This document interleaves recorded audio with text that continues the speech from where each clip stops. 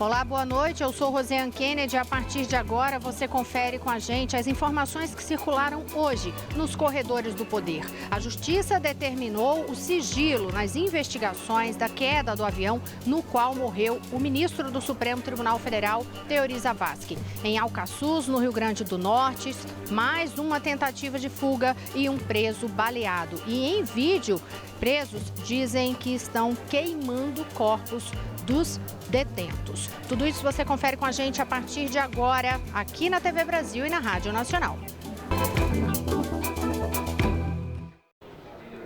A gente começa justamente com as novidades em torno da investigação sobre essa tragédia que resultou na morte do ministro do Supremo Tribunal Federal, Teori Zavascki. Houve uma determinação da Justiça para o sigilo dessas investigações e quem tem as informações detalhadas para a gente, fala com a gente diretamente do Rio de Janeiro, é o repórter Marcelo Almeida. Boa noite.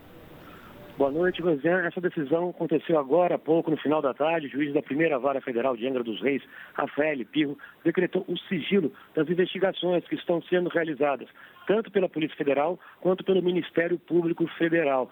Essas investigações agora ficam sob sigilo. A Polícia Federal já começou a interrogar testemunhas desse acidente e também pediu os documentos de manutenção da aeronave.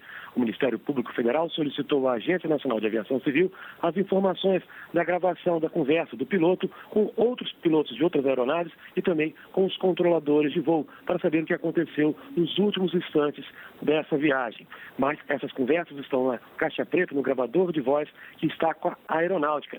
Esse gravador foi para Brasília, ele sofreu alguns danos devido ao contato com a água. Nesse momento, a aeronáutica informou que está realizando um processo de secagem do gravador. Só depois poderá fazer a transcrição das conversas.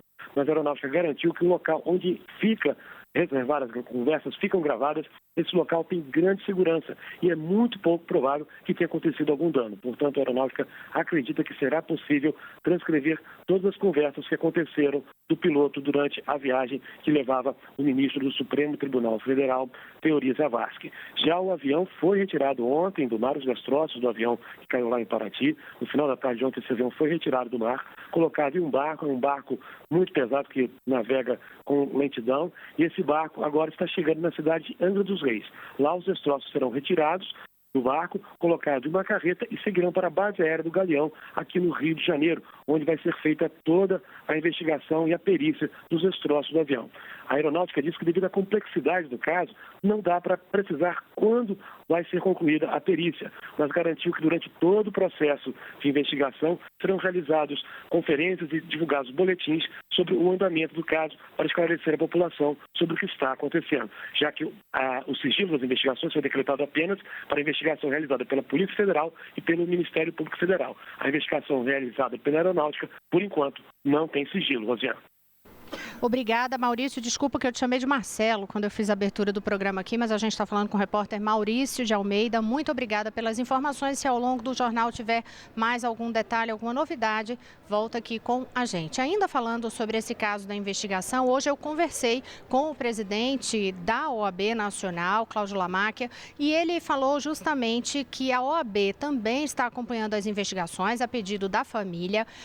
Lamáquia também disse que defendeu, que o ideal é que a investigação da Lava Jato continue no ritmo normal, o calendário seja cumprido. A OAB já havia divulgado uma nota, inclusive fazendo uma defesa de que a presidente do Supremo Tribunal Federal, a ministra Carmen Lúcia, deve dar continuidade aí para decidir a homologação ou não daquelas delações premiadas. Então a gente conversou sobre tudo isso e também sobre a decisão do presidente Michel Temer, que no final de semana informou que só irá anunciar o novo ministro, que vai para a vaga de Teori Zavascki no Supremo Tribunal Federal, depois que o STF resolver aí essa questão sobre a relatoria. Acompanhe aí a entrevista que eu fiz agora há pouco com o presidente da OAB.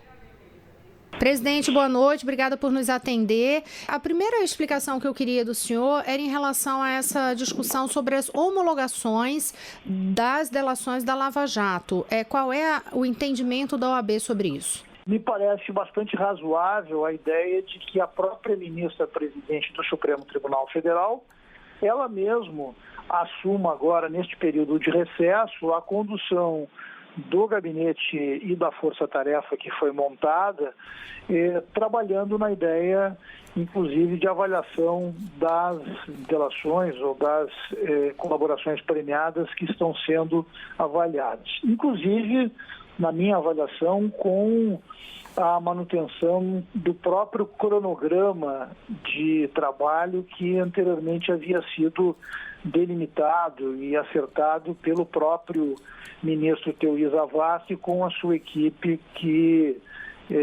está aí constituída por esta força-tarefa. Num segundo momento, na minha avaliação, nós deveríamos trabalhar, o Supremo deveria trabalhar exatamente com a redistribuição deste processo, do processo que estava sob a relatoria do ministro Teori Zavascki, dentre os ministros que compõem hoje o plenário do Supremo Tribunal Federal. Ou seja, entre todos, né, e não somente na turma. Na minha avaliação, sim, entre todos, exatamente pelo fato de que temos, inclusive, chefes de poder que são citados nestas delações. E, por via de consequência, na nossa avaliação, isso estaria atraindo a competência para o plenário do Supremo Tribunal Federal. No fim de semana, presidente, o presidente Michel Temer disse que só vai nomear o novo ministro para a vaga de Teori depois que essa decisão sobre a relatoria for tomada pelo Supremo Tribunal Federal. Qual é a avaliação que o senhor faz dessa decisão do presidente Temer? Eu acho que é uma boa decisão. Na minha avaliação, o fato de que a nomeação seja feita posteriormente à indicação de um novo relator retira, num primeiro momento, esta ideia de que, eventualmente, este ou aquele nome pudesse estar sendo nomeado por esta ou por aquela razão de natureza política, né? E me parece que seria de todo mais conveniente que seja feito desta maneira. Presidente, a investigação, a OAB vai acompanhar de alguma forma? A pedido da própria família do ministro Teori Zavascki, notadamente do seu filho, Francisco Zavascki, nós estaremos sim acompanhando para e passo todas as investigações do processo do acidente que vitimou o ministro Teori Zavascki. Presidente, uma vez mais, muito obrigada. Uma boa noite para o senhor. Obrigado, boa noite a vocês. Olha, agora a gente fala a respeito da crise carcerária, até porque houve nova tentativa de fuga, preso baleado, mas tem um caso que está chamando muita atenção hoje. Quem tem os detalhes para a gente é a repórter Sumaia Vilela, que viajou para o Rio Grande do Norte para acompanhar todos esses desdobramentos da crise. E ela fez uma reportagem que é chocante, o que os presos revelam em vídeo lá no Rio Grande do Norte. Olá, boa noite. Esses vídeos contêm imagens bem fortes. Presos mostram que eles dizem ser partes de corpo humano sendo assadas em uma fogueira e avisam que estão fazendo churrasco de PCC. Os detentos não escondem o rosto e se apresentam como membros do Sindicato do Crime do RN, a facção rival. A Secretaria de Justiça e Cidadania do Rio Grande do Norte confirmou a veracidade dos vídeos, mas disse que não há registro de canibalismo em Alcaçuz. O diretor do ITEP, o Instituto Técnico Científico de Perícia, Marcos Brandão, já tinha me falado ontem que eles acharam fogueiras na unidade em uma operação realizada sábado em busca de novos corpos e recolheram material para saber se há restos humanos. Os técnicos do ITEP ainda tentaram recolher cabeças de 13 presos que foram decapitados. Eles conseguiram encontrar 2 em uma fossa que foi esgotada e teve outra que estava separada lá no presídio hoje de manhã para o ITEP buscar. Eu estive lá e conversei com os agentes penitenciários. Ela foi encontrada pelos próprios presos. Agora, o diretor Marcos Brandão me falou que é possível que algumas cabeças nunca sejam encontradas, porque o presídio tem 40 fossas. E com a decomposição, os ossos começam a soltar e mesmo com a dragagem, infelizmente, não se consegue achar. É com você, Rosiane.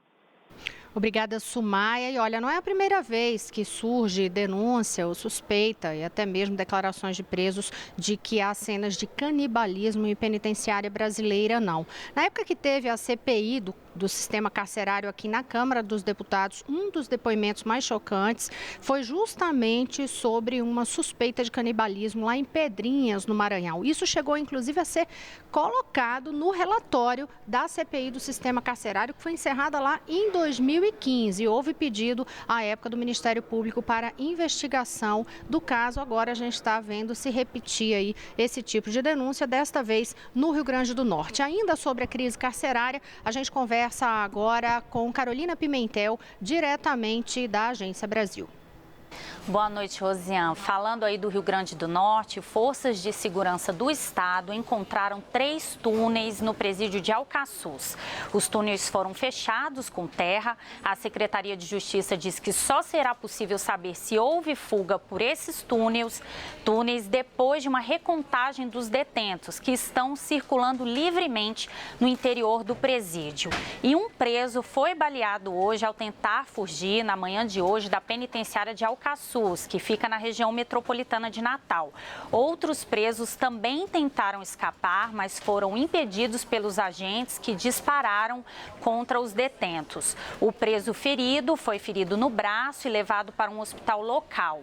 E um novo tumulto também voltou a ocorrer na penitenciária agrícola de Monte Cristo, já em Roraima, onde 33 presos já foram mortos este ano. A confusão começou na noite de ontem, foi controlada pelos agentes penitenciários. Ninguém ficou ferido. Rosiane. Obrigada, Carolina Pimentel. E a gente continua falando sobre crise no sistema carcerário, porque aqui ao meu lado está a repórter do Congresso, nossa Mariana Jungmann, que tem informações sobre um relatório que foi apresentado hoje na Comissão de Direitos Humanos da Câmara, justamente sobre diligências que foram feitas em penitenciárias após o início dessas matanças neste ano. Boa noite. Boa noite, Rosiane. Pois é, a Comissão de Direitos Humanos da Câmara foi até o Amazonas e Roraima, Manaus e Boa Vista e visitou lá dois presídios em Manaus, uma cadeia pública, e o IML em Boa Vista foi um presídio e a cadeia pública. A situação encontrada, segundo o relatado pelos deputados, é isso que a gente já sabe: superlotação nos presídios, falta de condição de higiene, problemas na comida, e onde não há superlotação, como na penitenciária feminina em Manaus, as presas reclamam do ócio, da falta de oportunidade de trabalho. Esses relatórios sobre o que os deputados viram nesses presídios vai ser encaminhado agora para as autoridades locais, secretários de segurança pública e governadores. Rosiane. Agora, eu conversei também, agora há pouquinho, Mariana, com o presidente da Comissão de Direitos Humanos da Câmara dos Deputados, que é o parlamentar deputado Padre João, que é do Partido dos Trabalhadores, justamente sobre esse trabalho que eles fizeram. E o deputado Padre João, ele me disse o seguinte: olha, Rosiane, não é só uma questão da superlotação ser resolvida, porque ele diz, inclusive, que é preciso que essa superlotação seja resolvida com nova forma de agir do próprio Poder Judiciário, com mais aplicação de penas alternativas. Mas ele disse que não resolve somente diminuir a população carcerária. É preciso também garantir essa ressocialização dos presos para que eles não voltem para o crime, e é preciso que eles sejam tratados de forma humana, porque enquanto isso não ocorrer, foi o que me disse o deputado Padre João, vai continuar ocorrendo o assédio das facções, porque aí dentro dos presídios elas oferecem alguns benefícios para aqueles presos que estão ali dentro. Alguns chegam lá sem nem pertencer a facções e depois terminam entrando. Acompanhe a entrevista que eu fiz, a conversa que eu tive com o Padre João, agora há pouquinho. Se não mudar a forma de tratamento, tratar os presos como o que de fato são, pessoas humanas, e não como bichos ou monstros, como eles alegam que vem recebendo esse tratamento de determinados agentes. São tratados como bichos, como monstros. Na verdade, eles alegam que é pior do que bicho, porque da forma que são lá amontoados e sem nenhuma assistência, qualquer chiqueiro, curral ou repartição de zoológico seria interditado. Outra indicativa é a importância de dar condições de trabalho, profissionalização e trabalho. Uma população predominantemente jovem. São meninos, na verdade, 19, 20, 23 anos. Então, a gente aposta na recuperação, na reinserção deles à sociedade. Então, a gente percebe que quando o Estado se ausentou em serviço de saúde, educação, de alimentação digna, nem sol, nem garantia de sol, de nada, essas facções dominaram. Mesmo que a pessoa chegue lá sem vínculo a nenhuma facção, logo ele se batiza numa determinada facção, cumpre lá a serviço da facção e quando sai, aqui fora, ele fica a serviço dessa facção até retornar para o presídio. No próximo bloco, você confere com a gente informações de política no Brasil e nos Estados Unidos. Mariana Jungmann vai contar para você todos os detalhes da corrida à presidência da Câmara e também lá no Senado. Eu volto daqui a pouquinho.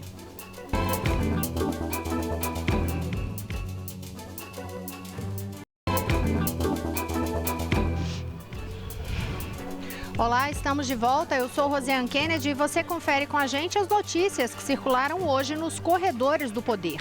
No primeiro bloco, você viu com a gente que a Justiça determinou o sigilo da investigação sobre a queda do avião no qual morreu o ministro do Supremo Tribunal Federal, Teori Zavascki. E conferiu conosco também que lá no Rio Grande do Norte hoje voltou a ter problema nos presídios e que um vídeo divulgado pelos presos, eles contam nesta divulgação que estão cortando e assando corpos dos detentos.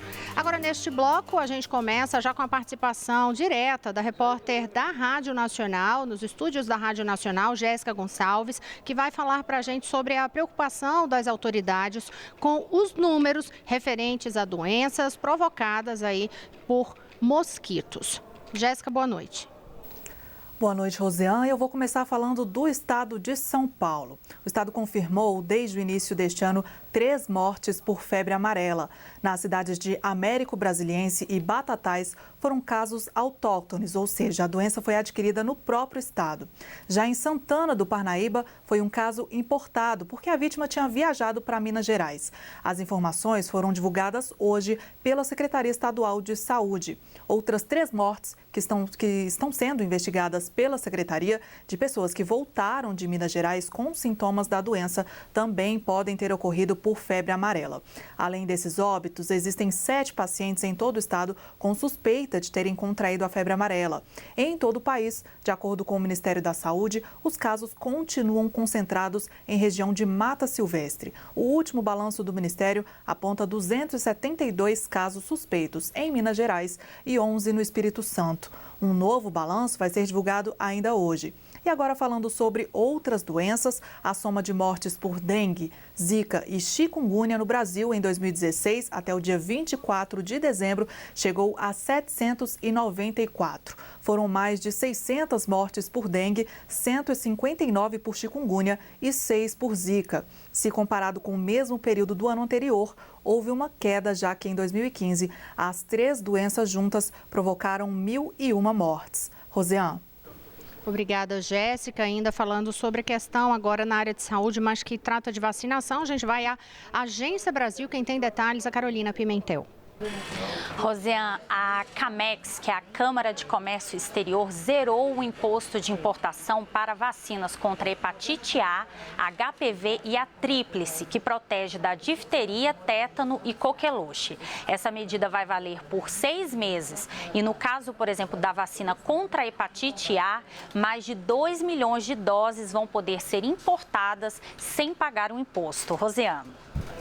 Obrigada, Carolina Pimentel. A gente lembra aqui os detalhes de todas essas informações que você está acompanhando conosco aqui nos Corredores do Poder.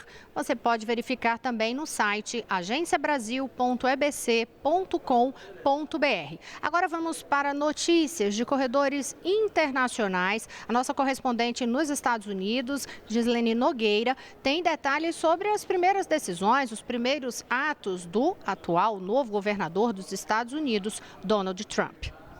Donald Trump assinou a ordem executiva em uma cerimônia simbólica no Salão Oval. A saída formal da parceria transpacífica é a primeira ação concreta para cumprir a promessa de campanha de rever acordos comerciais firmados pelos Estados Unidos em busca de melhores termos para o país. Trump afirmou que a saída é um grande feito para os trabalhadores norte-americanos. A parceria foi fechada pelo antecessor Barack Obama para ser o maior acordo de livre comércio do mundo com 12 países participantes. No domingo, Donald Trump afirmou que vai se reunir com líderes do Canadá e do México para renegociar os termos de outro acordo comercial, o NAFTA, o acordo de livre comércio entre Estados Unidos, Canadá e México, em vigor há 23 anos. O presidente também assinou um decreto para congelar contratações para o Serviço Federal e uma diretriz para acabar com o pagamento a organizações não governamentais que financiam aborto no exterior.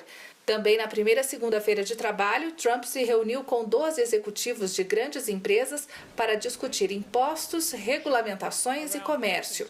Os executivos voltam em 30 dias à Casa Branca com propostas para ajudar as fábricas dos Estados Unidos.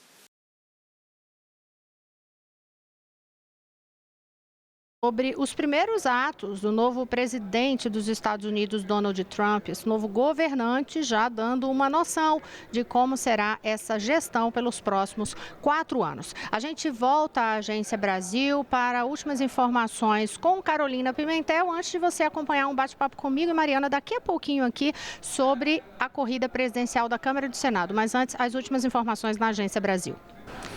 Rosiane, o governo do Pará solicitou ajuda da Força Nacional para a investigação de uma série de homicídios registrados desde sexta-feira em Belém. Pelo menos 35 pessoas foram mortas na noite de sexta-feira até a manhã de hoje. E essas mortes ocorreram após o assassinato de um policial militar na sexta-feira. O governo do Pará pede que equipes de inteligência ajudem a polícia local a esclarecer se os crimes têm ligação e para identificar os envolvidos. Rosiane. Obrigada, Carolina Pimentel. E agora sim, vocês vão saber, comigo e Mariana, como é que anda a corrida presidencial para a Câmara e para o Senado. A gente já contou aqui nesse período de recesso parlamentar alguns dos motivos, por exemplo, que tanto fazem com que haja uma disputa intensa pelos cargos da presidência e também da mesa diretora. Só que agora a contagem é regressiva, porque está a uma semana da eleição para a composição dos novos comandos da Câmara e do Senado. Neste fim de semana, os aliados ali do atual presidente, Rodrigo Maia, chegaram a levar um susto, porque houve uma decisão liminar aqui em Brasília que impedia a eventual candidatura dele, mas houve mudança já nesse quadro. Mariana Jungmann conta os detalhes desses bastidores todos na corrida da Câmara. Rosiane, começando pela Câmara, então, não é? O presidente do Tribunal Regional Federal aqui de Brasília, Hilton Queiroz, reverteu essa decisão liminar que suspendia a candidatura de Rodrigo Maia à presidência da Câmara, alegando que isso seria uma ingerência entre os poderes e também já deixando claro que a Constituição permite que o presidente da Câmara possa se candidatar à reeleição na mesma legislatura se ele não tiver sido eleito para um mandato anterior. O que isso significa? Que Rodrigo Maia, por ter sido eleito para um mandato tampão, portanto de menos de 2 anos, pode se candidatar à reeleição agora nessa legislatura ainda. Isso seria proibido se ele tivesse sido eleito na última eleição para a presidência da Câmara. Então, Rodrigo Maia pode ser candidato, é o que disse o presidente do TRF. O presidente da Câmara ainda não oficializou a candidatura dele, mas hoje mesmo já recebeu parlamentares, deputados do PSD para um almoço. E esses deputados, eu conversei com o deputado Marcos Montes, Rosiane Kennedy, que vai ser o futuro líder da bancada, e ele disse que os deputados do PSD saíram muito satisfeitos da conversa, falaram com o Rodrigo Maia sobre o que seriam as pautas preferenciais dele para a Câmara e relatorias de matérias importantes, espaço na mesa diretora, saíram bastante satisfeitos. A tendência, segundo Marcos Montes, Rosiane Kennedy, é que amanhã o PSD feche o acordo com o Rodrigo Maia. Pois é, curioso fazer essa observação, porque o PSD também tem um candidato, que é Rogério Rosso. Ele oficializou a candidatura dele, correu, lançou vídeo na internet, mas existe esse racha dentro da bancada do PSD. E aí pode ser que haja um recuo de fato na própria candidatura de Rogério Rosso, que é da bancada do PSD aqui do Distrito Federal. Tem ainda a candidatura de André Figueiredo, que foi buscar aí um grupo de oposição, tentou apoio do Partido dos Trabalhadores, do PCdoB, mas terminou que muitos desses partidos, que não são da base aliada ao governo Michel Temer, de toda forma caminharam para um apoio à candidatura de Rodrigo Maia, inclusive dentro do próprio Partido dos Trabalhadores. Agora, e lá do outro lado, no Salão Azul, lá no Senado Federal, como é que está essa disputa? Tá mais tranquila? No Senado, a dinâmica é bem diferente da Câmara, viu, Rosiane? Por lá, a tendência é que as coisas saiam sempre por acordo. No Senado, costuma-se respeitar mais aquela história da proporcionalidade dos partidos. Como o PMDB é o maior partido da casa, a tendência é que ele indique o senador Eunício Oliveira para a presidência. Apesar disso, o senador José Medeiros, do PSD de Mato Grosso, resolveu lançar uma candidatura avulsa. Eu também conversei com ele hoje e ele disse que isso não significa uma ruptura e que a candidatura dele vai ser mais uma briga de esgrima do que um MMA. Mas ele disse que quer colocar essa opção para os senadores, então teremos 2 candidatos no Senado. As eleições acontecem no dia 1º de fevereiro aqui na Câmara e 2 de fevereiro no Senado. Portanto, ao longo desta semana, você acompanha com a gente como está essa corrida eleitoral e vamos saber até lá, né, Mariana, se o clima vai ser mesmo aí de esgrima ou se vai ser de MMA em alguma das casas. A gente vai encerrando o jornal por aqui, gente. Aguarda vocês amanhã para contar todos os detalhes e bastidores do que ocorre nos corredores do poder. Boa noite às meninas na Rádio Nacional, Jéssica Gonçalves, Carolina Pimentel na Agência Brasil. Boa noite, até amanhã. Boa noite a todos, até amanhã. E aqui ao meu lado, boa noite, Mariana. Olha, atenta aí nessa briga, nessa corrida para a disputa nas presidências. Pode deixar que eu trago tudo aqui, Rosiane. Até amanhã.